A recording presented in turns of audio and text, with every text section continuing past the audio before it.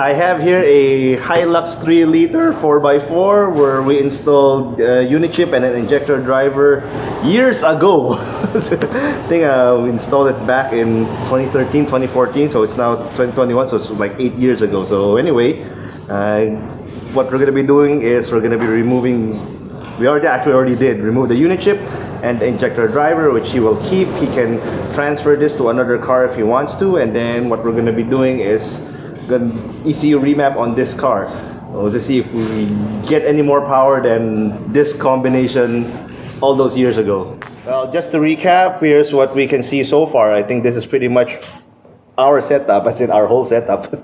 Been 8 years, don't really remember. Anyway, so we have a K&N drop-in filter, we have our hot pipe 3-inch downpipe, then we have a front mount intercooler set up on this 3-liter Fortuner. We're gonna do a baseline dyno now to see how much power we get, or after removing the Unichip, to see if it's still the same as what is on our record. Did it lose power? Sometimes it gains power, who knows? But yeah, that's what we do first, so we can compare our data before and the data we're gonna get now.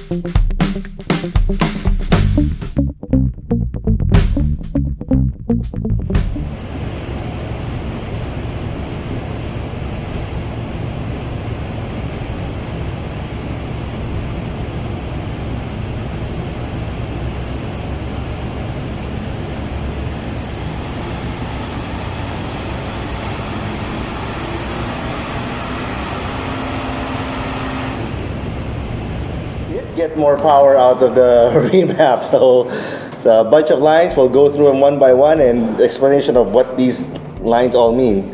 So the nice thing about our Dynapack dyno is that since we removed the wheels, our historical data from all those years ago can be used to compare what we're doing now. So it's been what, 8 years, so I have no idea if these are the same wheels we did it before. Nobody even memorized what wheels they have. But anyway, this red line here is his very first ever baseline run, so it was about 130-ish to the wheel. This green line here is our new baseline now, so we took another baseline when we removed the Unichip, so pretty much the same. Pretty good. Don't mind this part here, it's just how fast we step on the pedal and when the transmission engages, so for all intents and purposes, don't mind this part here. This blue line here is our Unichip tune before. So as you can see, there's a pretty significant gain anyway all throughout, so not bad for 8 years ago. This purple line is our reflash, so we got a little bit more horsepower here at the bottom and a little bit at the top. Then this light blue line, once again, don't mind this swirl here because that's just how we step on it and the transmission engaged a bit late.